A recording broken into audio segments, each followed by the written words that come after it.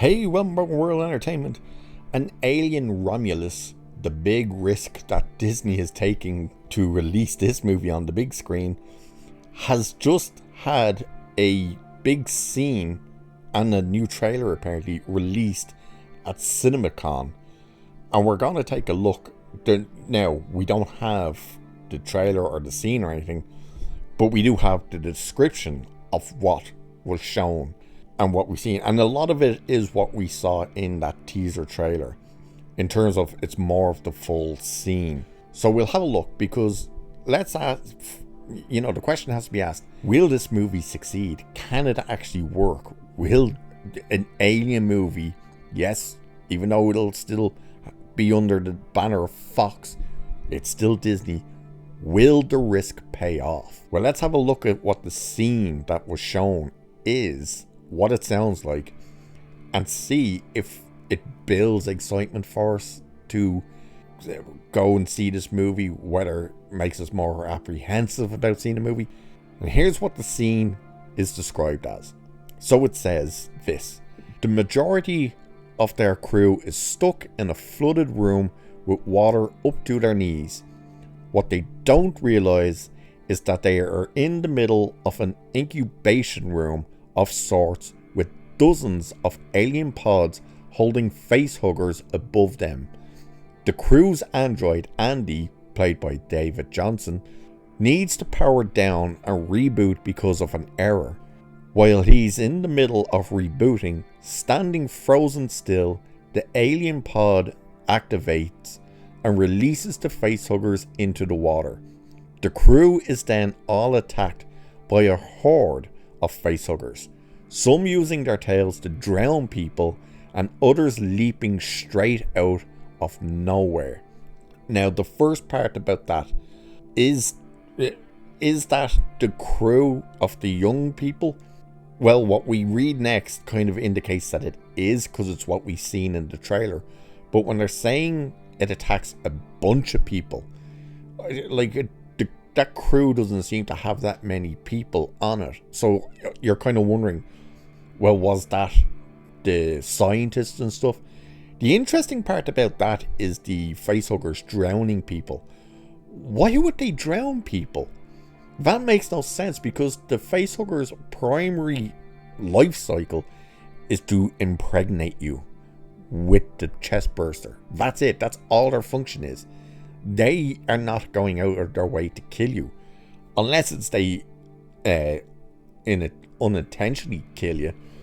Because we know the idea of the tail, when you see in the movie the tail wrapping, that is, one, so you can't pull it off with ease, but two, it's squeezing the throat so your throat actually opens more, like your mouth will open more so they can stick to your face. That's the primary use of the facehugger tail. But we'll continue with this anyway.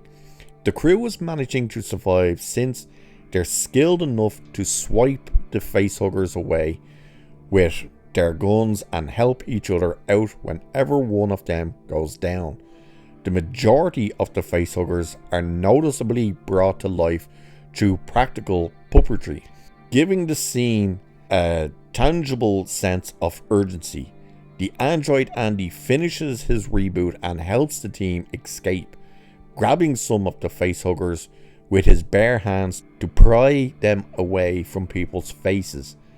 Callie Spenny's character manages to open one of the room's sliding doors from outside, but only for a limited time. We then see an image of dozens upon dozens of facehuggers leaping out at the crew from a claustrophobic hallway as everyone is running for their lives toward the only exit. Again, this is what we've seen in the trailer. So the sliding door closes and everyone makes it out just in time, with the horde of facehuggers smashing against the glass from the other side. However, the only crew member who takes a brief moment to look back is suddenly attacked by the single facehugger who barely made it through the closing doors. We then flash forward to a different scene where this same crew member is about to have an alien burst from her chest.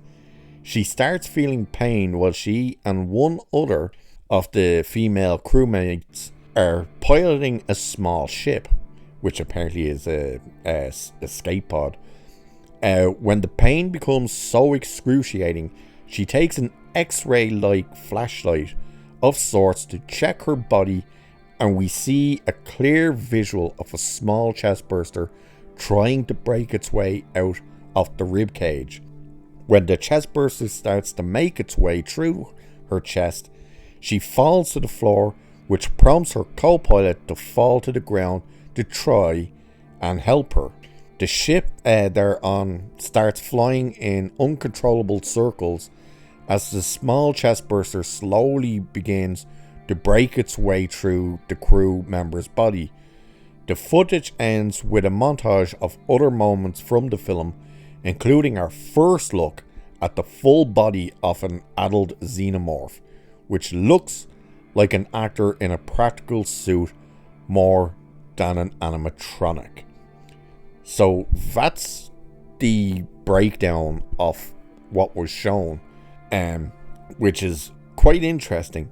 Now, when they said hordes and hordes of facehuggers, you're expecting almost everyone. And then this, weirdly enough, sounds like only one person actually manages to get impregnated. And we know it's the Asian woman because we've seen that in the trailer. That's the one thing I said about the trailer is stop showing us who's going to live and who's going to die. They're probably all going to die, bar Kaylee Spinney's character. But the fact that they showed her get the facehugger on the face in the trailer was a dumb move. And now we're hearing exactly how that scene plays out. So now we know how and when the chest burster is going to happen. So is she the only one who gets a facehugger? Is there actually only going to be one xenomorph? Don't know. Probably not. There'll probably be more.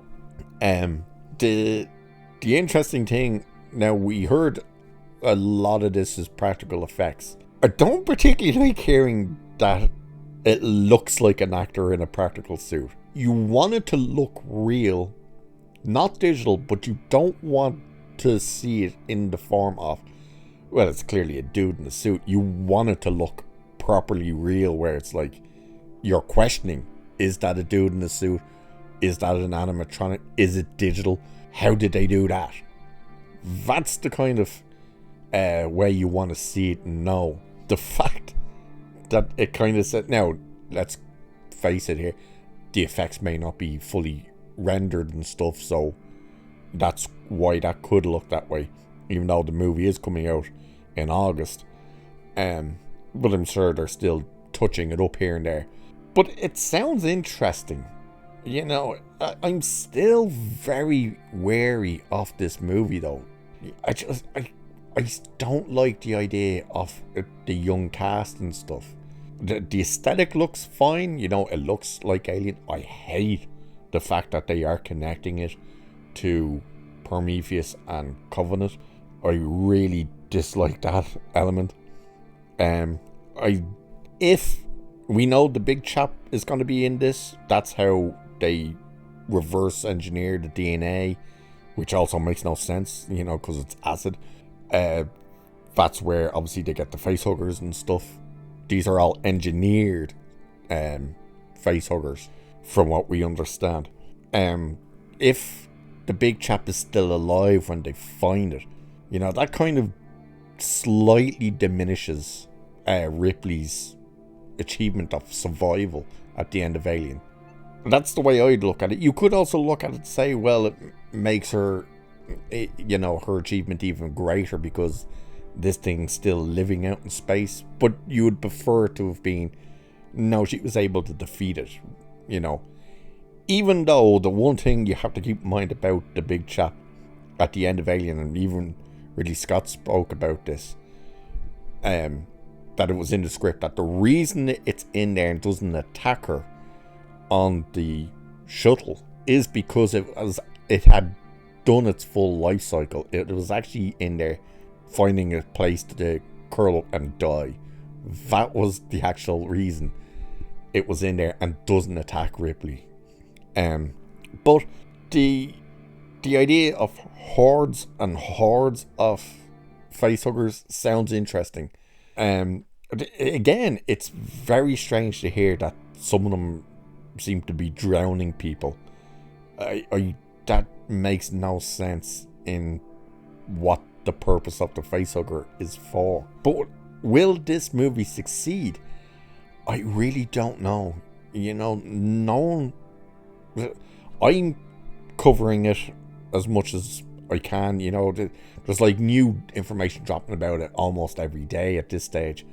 But it's all like tiny things that aren't really worth talking about. This type of story is worth talking about. But other than Mr. H reviews, I'm seeing nobody. So other than just him and seemingly me, I don't see anybody talking about this movie. You know, I've seen other YouTube channels kind of quickly react to the trailer, and they're all kind of just going, it's just meh. Oh, look, we have another Ripley, meh. And we do. You know, let's face facts here. We really do. Oh, and the interesting as well is that they're apparently going to be screening Alien in 4K on an anniversary.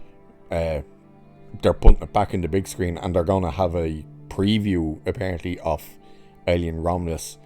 I think it's either before it or after it. But they've remastered in 4K the original Alien, and for its anniversary, its 45th anniversary, whatever it is, they're putting it back in cinemas for Alien Day, and they will have that sneak peek, so that'll be interesting. It'll probably only be in the States, unfortunately. It might be everywhere, but that'll be interesting. And then there's this new, I believe it's a documentary of aliens that's being brought out, with interviews with the cast and the crew and Jim Cameron, and kind of a newer look at that movie. So that would be really interesting as well. So there's a lot of stuff with Alien starting to happen. But again, this movie is the big question mark. You know, will it succeed? Will it not? You know, is it too much of a risk? You know, should they just put it on Hulu? Will it make money? You know, when you're seeing nobody talk about it, it kind of makes you think, you know, it mightn't work. You know, has the damage been done by Alien 3, Resurrection, and of course Prometheus and what do you call it? Covenant, sorry. And Ridley Scott's name being on there. It's going to be a very interesting one. And of course we still have the Noah Hawley FX Alien series coming out, which I believe some reviewers or critics were shown at least the first episode or something. They were brought to some event. So a lot of Alien stuff is coming.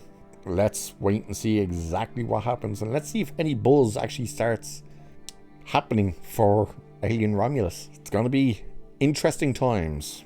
At least we have things to talk about, because there's next to nothing coming out this year. So with that, like, share, subscribe, all that good stuff. I'll leave it there for this one. So cheers, and I'll catch you in the next one.